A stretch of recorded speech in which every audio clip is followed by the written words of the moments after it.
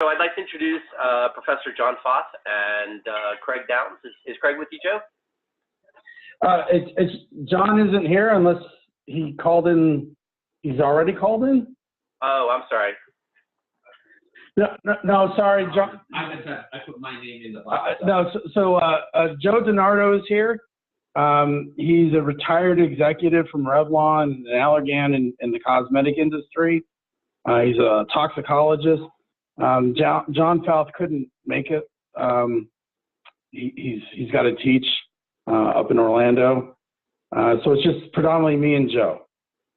Fantastic. So thanks for joining us today. One of the topics that we wanted to discuss here in Miami Beach is the impact of certain chemicals which have shown high toxicity to corals and marine life. And Key West has recently eliminated these starting in like 2020, and the state of Hawaii has also implemented bans on two very popular chemicals in sunscreen. So I asked Craig and John and Joe to give us a quick overview, maybe 10 minutes or so, on their research, and to make sure that this is not just, you know, some feel-good thing, that we're actually talking about something that may really lead to some impact here. So with that in mind, Joe, Craig, I'll go ahead and turn the presentation over to you. Let us know when you should be able to see our screen. Yep, we see the screen. Awesome. How do I move the screen? Do I just mention to say next slide or? Yep. Here we go. All right. So what's at risk? What's at risk, and this isn't completely obvious to most folks, are risks to the tourism industry, the restaurant industry, recreational industries, property values, because when the corals and seagrass beds disappear, you don't have a lot of the natural attractions of why tourism comes. The restaurant industry is at stake here, especially from local caught shellfish and fish, is that many of these chemicals will contaminate the fish that you're eating, the shellfish that you're eating. You can see fairly high levels of these chemicals, and the closer they are to sewage sources, the higher those concentrations are. So this is actually a big reason why a lot of people in Hawaii asked their elected representatives to ban these chemicals, because we were finding them all over the place and being served in restaurants. Next slide. So what's the ecological problem? And yep, that's good right there. So what you see is a reef near Biscayne Bay, off of Key Largo, called Carey's Fort Reef. And you can see what it looked like in 1975. In 1995, it's about 80% destroyed. There's nothing there in 2004. And if you go now, it's just a dead, sandy rubble field, looking even worse than it does in 2014. So a normal coral reef that's healthy, whether a coral reef has been hit by an El Nino impact, where it's like a coral bleaching event, or a hurricane, or even a sedimentation event, in 5 to 10 years, it should come back. And what we're seeing in the Florida Keys and in many places around the world are the reefs not coming back. And the reason why they're not coming back is what we think are because of these local factors that are found in sewage, they're found on swimmers. And if you can deal with those, we have a chance of bringing back some of these reefs. So next slide. So this is just kind of like basic ecology. A healthy reef, you see high recruitment and growth and a low death rate. But what we see in many coastal reefs in the Caribbean and in the Florida Keys is very low levels of recruitment and growth and a high death rate. Next slide. And really quickly, what we call these are coral reef zombies. You can see a coral reef, a big coral colony, and really it's dead because it's reproductively incompetent. And what we'll see is that over generational time, in the next 5, 10, 15 years, that adult coral will disappear and no new corals are going to take its place. And so all over the Caribbean and lots of places in the Pacific, we're seeing these zombies. And these zombies are created because they're exposed to chemicals that really mess with their reproductive biology. So next slide. So one of the factors that we've discovered to contribute, and it's not the only one, is sunscreens. Sunscreens are used all over coastal areas, whether it's in the Caribbean, Florida, Hawaii, the Maldives, Thailand. There's close to, I think, 100 million tons of sunscreen made per year. And if 70 to 80% of that is used in coastal areas, that's all going into the ocean. So next slide, please. So sunscreens are pretty diverse. And they're made up of a number of different chemicals. In the United States, they're made up of at least 16 or 17 FDA-approved UV absorbing or reflecting chemicals. Next slide. The chemicals like avobenzone, oxybenzone, octinoxate can comprise 30 to 40% of the weight of a product. So, a single sunscreen bottle contains 30 to 40% of the UV sunscreens. Most of them by law can't have more than 6% oxybenzone, and I think it was 7.5% maximum level of octinoxate. But we've seen products as high as 50% UV chemicals in the product. So what does that mean? Next slide, please. So this is in the Florida Keys. This was sampled by a U.S. National Oceanic and Atmospheric Administration agent, and we did an analysis, and you can see the concentration right next to a seagrass bed that is also kind of dying. Oxybenzone concentrations as high as 4,000 part per trillion. Octinoxate as high as almost 400 parts per trillion. Next slide. In areas where you see a lot of swimmers, oxybenzone levels can be as high as 8,000 parts per trillion. Next slide. And then right there on Miami Beach, and this was just kind of a fluke sampling, they actually sampled, the NOAA agent sampled water, that's in this picture. We see concentrations as high as 15 parts per billion for oxybenzone, 300 parts per trillion for octinoxate, that's EHM cinnamate, that's kind of the scientific term for it. So concentrations can be extremely high, especially in areas that you wouldn't think they would be because it's the ocean. You would think it would be diluted. And it does become diluted, but the problem with these chemicals is they're called pseudo-persistent pollutants. They're pseudo because they're refreshed every day. Every day you get how many hundreds of thousands of people on a beach in Miami. Or off the Keys, or one of the beaches off the coast of Fort Lauderdale. So it's polluting every day. We can skip the next two slides. These are just concentrations that are found in Maui, Hawaii, just to give you an example that what you're seeing in Florida is not off base of what we see in the Virgin Islands or in Hawaii.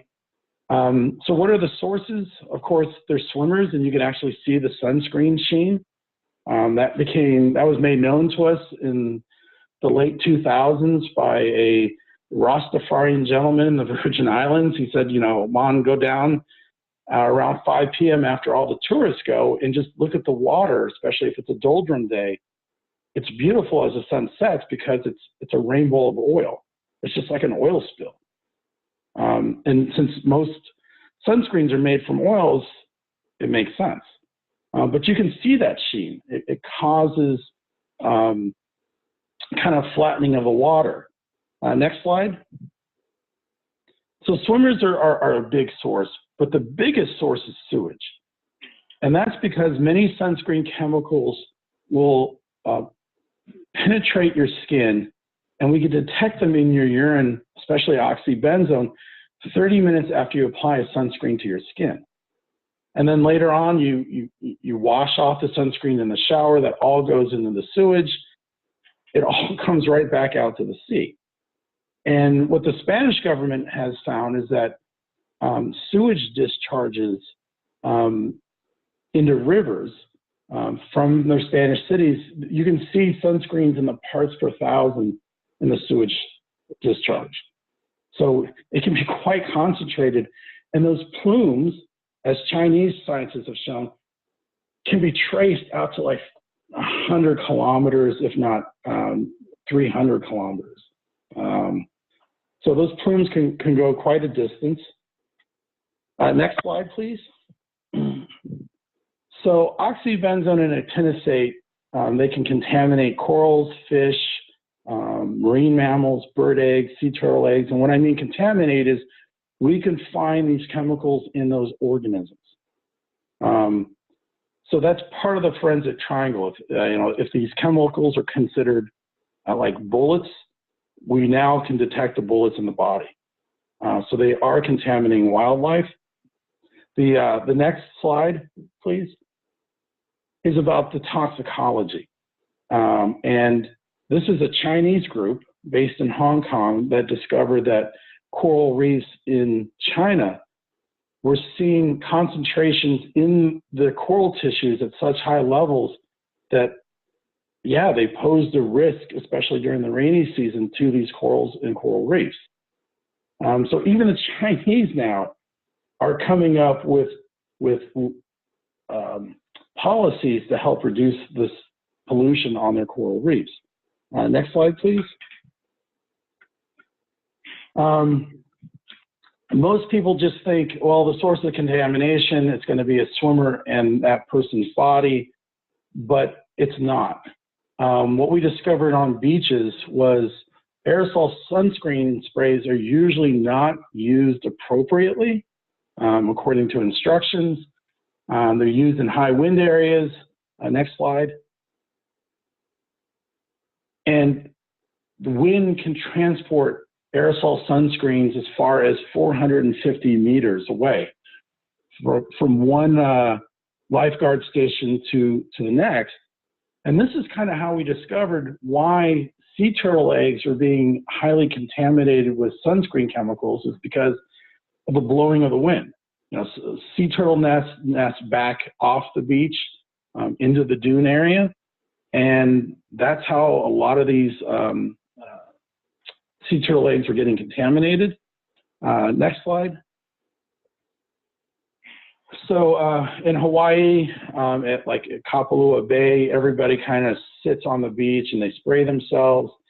The spray gets onto the sand, and do those chemicals in the sand get into the water? Next slide. Which is kind of scientifically, this is kind of sciencey, but the answer is yes. During high tide, when the water comes up onto the shoreline, it helps liberate a lot of those chemicals on the sand and brings it into the water column. So as the tide goes out, all that stuff goes back onto the reef. Go ahead, next slide. If somebody from Johnson & Johnson want to know if there's proof that their sunscreen gets onto the surface of the sand, yes, we took sand from these beaches and measured the amount of oxybenzone and other chemicals in the sand. Next slide. And so that again raises the issue of sea turtle nests. I have heard a report by U.S. Fish and Wildlife Service that they're seeing that most of the sea turtles in South Florida area are being, when they hatch, they're born females. And it's not a temperature-induced feminization. And so that leaves us with a hypothesis that it could be chemically induced. And many of these chemicals, like oxybenzone, are estrogenic-like endocrine disruptors. So, our major hypothesis is that some of these sunscreens that are going on the beach are causing that feminization. Next slide, please. So how dangerous is it to coral reefs, and what does it do to coral reefs? Next slide. So this was done by a state of Florida science fair winner, Madison Precht. She did her science fair project on a mineral sunscreen versus an oxybenzone sunscreen. And as you can see on the bottom, what an oxybenzone sunscreen does to staghorn coral, even at low concentrations. Next slide. Everybody talks about coral, but there's a whole bunch of other things on a coral reef, and one of them is fish. And so oxybenzone can be extremely toxic to the embryos of like clownfish and other fishes, as low as 1 part per billion concentration. You know, we saw at some of those beaches 4 parts per trillion, which is 4 parts per billion. So these are environmentally relevant concentrations that these organisms are being exposed to. And next slide. I don't know if you've heard, there's been a lot of talk in the media about endocrine disruptors, what they're doing and how they cause diseases in humans, but they also cause disease in wildlife. And so this is an embryonic 3 to 4 day old fish. The study was done in France, and it's a genetically modified fish that when it's exposed to anything that is estrogen-like, it lights up and produces this egg protein. And egg protein should only be produced in sexually mature females. Next slide. And so what we see is oxybenzone causing this protein to be present in a 3-day-old embryo. So what we're seeing here is this feminization and inappropriate sexual maturization of an embryonic fish larvae. So it's an endocrine disruptor. And, you know, people think, well, this is kind of physiological, you know, this is really sciencey. This is kind of outside the realm of what most people are comfortable with physiology. Next slide. Oxybenzone messes with your mind.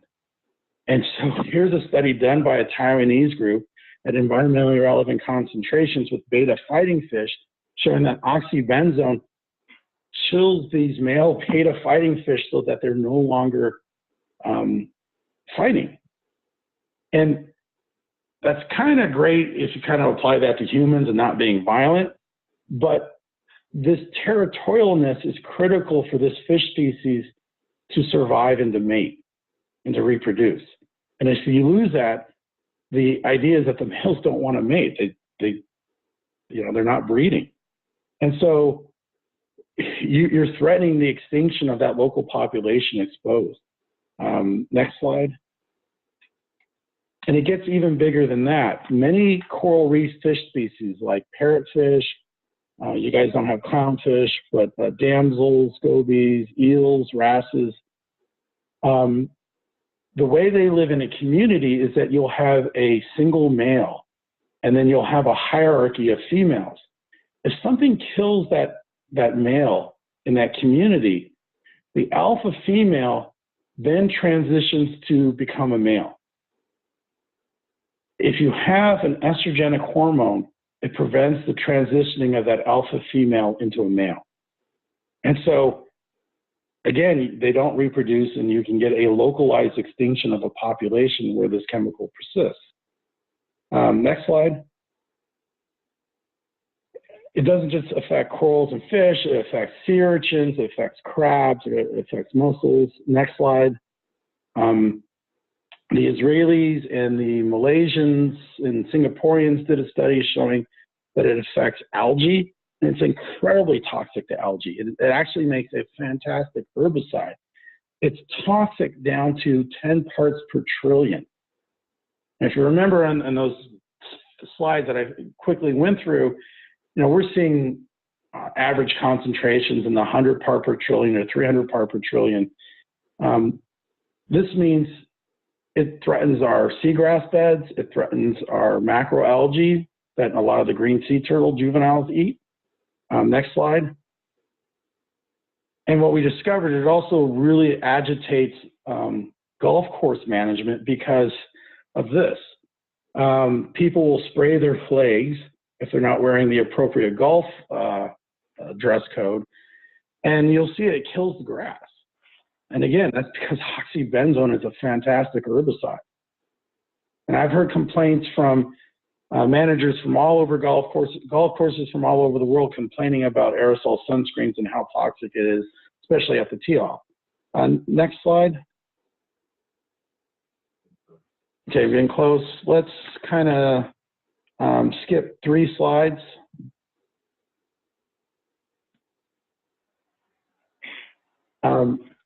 So this is Hanauma Bay, and the idea here is you can actually estimate how much sunscreen goes into a body of water depending on how many people are there and how much sunscreen they're going to use.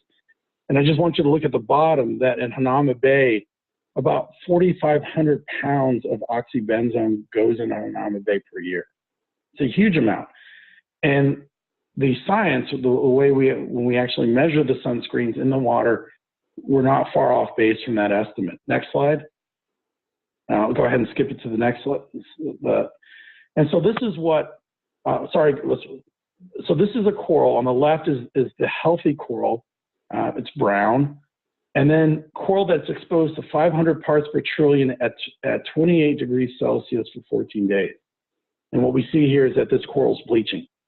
So this oxybenzone causes a decrease in the resiliency of corals to deal with other type of climatic events, like an El Nino heat stress event.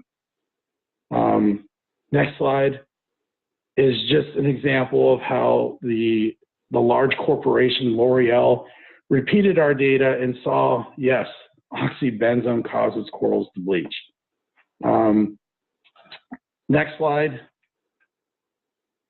And Senator Sparrow from the state of Hawaii asked US NOAA, leading coral scientists on this topic, what she thought was the impact of oxybenzone to coral reefs. You can see her letter there.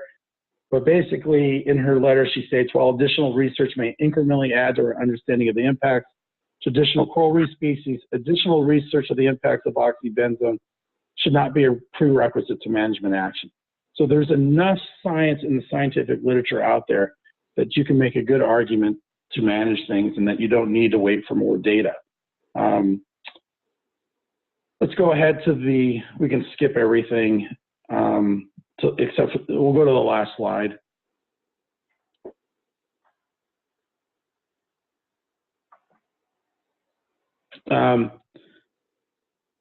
Yeah, that one's fine. So that's an example of, you know, there has to be a reduction in the pollution. What I want to point out is that there are places in the Pacific, such as Thailand, the Philippines, even Cook Island, where they are closing off areas to tourists because the reef has been so destroyed. And it's such a major tourist attraction that they have to do something. And when they shut the reef down to tourists, you can see this article that was published below in the Daily Mail is that life is coming back. They've seen one of the best coral recruitment events this last year that they've seen in 20 years. The fish are coming back. You've got sharks coming back. Everybody's really excited. And part of the argument is because you've reduced sunscreen pollution, because you'll have 3,000 people on Maya Beach lathering up and getting into the water. So the last slide, I promise it's the last slide. This is just a take-home message, and you know, basically, oxybenzone and tenacate lower the temperature at which corals bleach. Both chemicals cause DNA damage to coral, impacting their health and their ability to fight off infectious diseases. It's toxic to fish, causing lethal birth defects, behavior problems, and it's a proven endocrine disruptor in fish. It's very toxic to algae and seagrass. Spray sunscreens can pollute sea turtle beaches. And the one thing that I usually only show politicians personally is how much sunscreen is in the fish that they're eating. Because, you know, this can have a major social impact. And as long as the right people know about it, I think they can make decisions on that information. But There are enough scientific papers out there from around the world showing that even pelagic fish are seeing high levels, or at least moderately high levels in the parts per trillion of these in like tuna and mullet. So that's it. Thank you very much. And if you have any questions, I'd be really happy to answer them. Wow, excellent. Thank you, Joe. Anybody have any questions? Dave, just so everyone knows, can Joe just tell, like, reference to him, like his background? Sure. I'll actually let Joe and Craig, who were the authors of this work. Joe, can you give us a little bit of background on you, Craig, and John? And the data as well. Yeah, so I'm the leading scientist of this effort. For the last 2-3 years, we published a really famous paper in 2015 about oxybenzone being very toxic to coral planula, and some of the first concentrations of oxybenzone in Hawaii and the U.S. Virgin Islands. Both Joe and John were, John was a co-author with that paper, and then Joe and I published a paper on oxybenzone and its impacts to both the environment and from a dermatological perspective, because Joe is he's an animal toxicologist. He did toxicology for the cosmetic industry and knows what the impacts are of oxybenzone to your skin and to other organs. And John's a professor of biology at the University of Central Florida.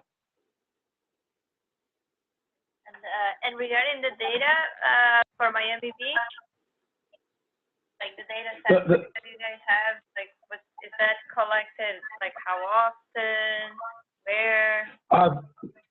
That data that you saw, I believe, was 2015, and that was a one-off. A NOAA field sampling team was in the area, and they said, hey, we're going to collect some from Miami Beach, and that's what they've done. I don't know of anybody else who's gone out there to sample in the Miami area. And what about in the local I apologize. The local, what was the last word? Oh, in any seafood at all, is there any data where we could find any data that's been captured maybe after 2015 or even in 2015? We have access to that data? The EU published that. Yes. So Americans have lost the race for science. And most of these papers are now are published by Spanish, Italian, and Chinese labs, and I can send you those papers. I think it was last year that the ministries of fisheries of both Spain and Portugal were so concerned that they did a study and they looked at pelagically commercial fish, again, like mullet and haddock and I guess you guys call it dolphin, mahi. But that also the EU group, they can hear me fine. But the EU group also looked at actually canned fish, things like canned sardines. They looked at farm-raised, a variety of different fish, and they looked at about a total of 11 different species. So wild, farm, and canned kind of seafoods. And basically, they have found sunscreens in all of them at fairly significant levels.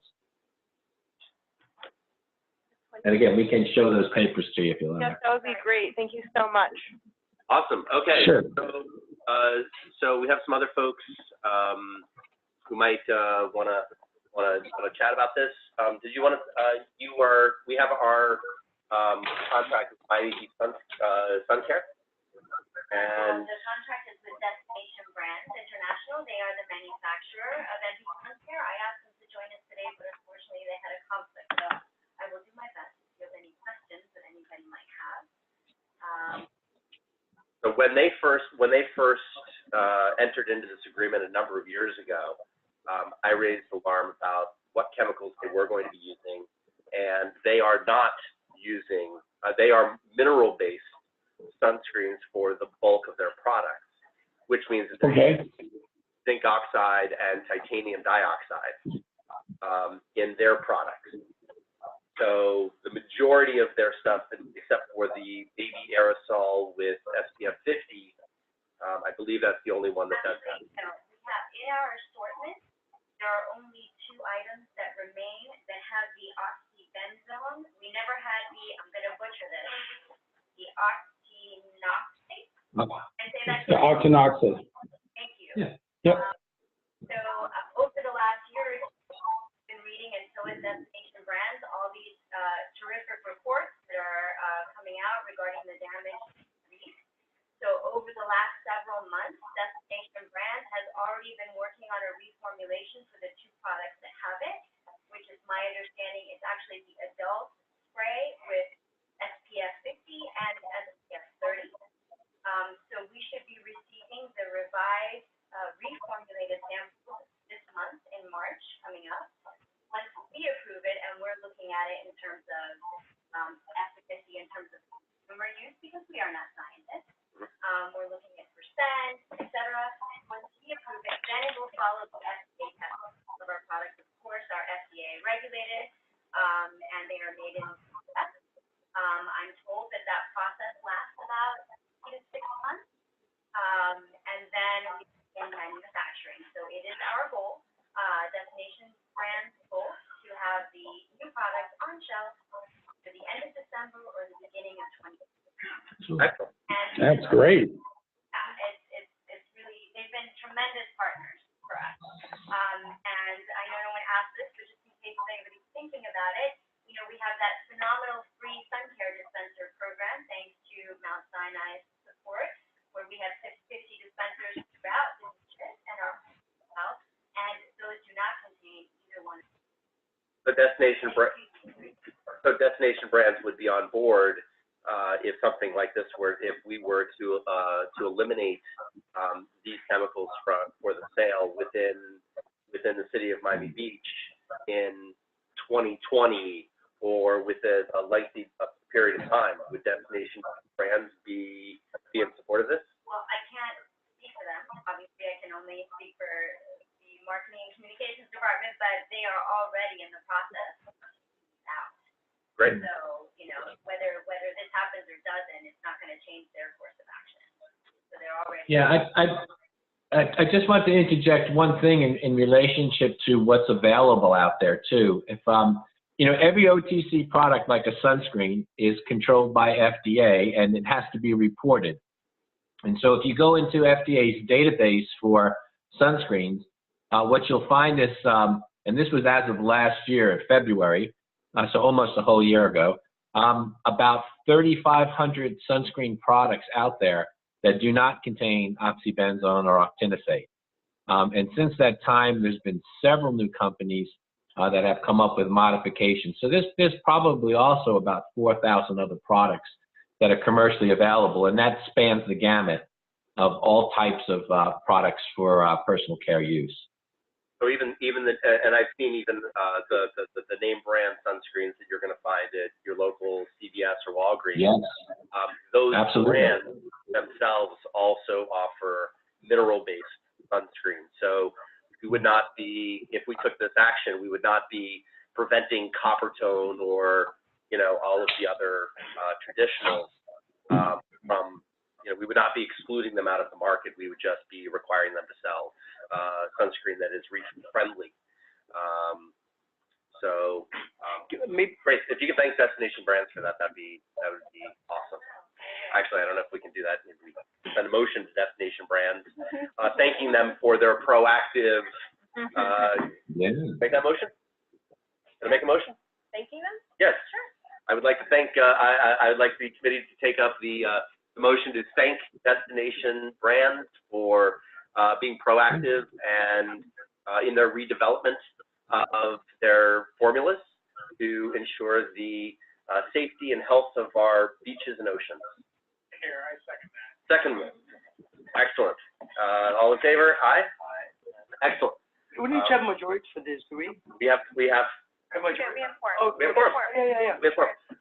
The second motion I would like to make, Commissioner Gongora has. Do I need to pass? Am I allowed to make motions? Have we decided that? You have to pass your All right. gavel. All right. Mohammed, would you like the gavel for a second? Would you take the gavel for a second? Would you be chairman for 3 minutes? I'm just fine. Luis, would you be chairman for 3 minutes, please? Sure. Excellent. I pass. Let it be heard that I am passing the gavel temporarily to Luis. I would like to make a motion that we support Commissioner Gongora's resolution to eliminate this or to ban the sale of products which contain Oxybenzone and Octinoxate, which is currently in the legal department for review. They're working it up. I would like to make a motion that we support that. Movement. Seconded. Can't second it. Okay. Jeremy? Jeremy seconds it. All in favor? Oh, you have to say all in favor. Aye. All in favor? Aye. Great. Reverse symbol. Excellent. Unanimous. All right. Joe, Craig, John, thank you so much for all your hard work. I appreciate you making the time to present to us your very impressive research and studies. So thank you very much for your time. Well, thank you. You guys are the heroes here. Wow, you guys rock. All right, guys. Thank you very much for your time. You have a great day. Take care. Bye-bye.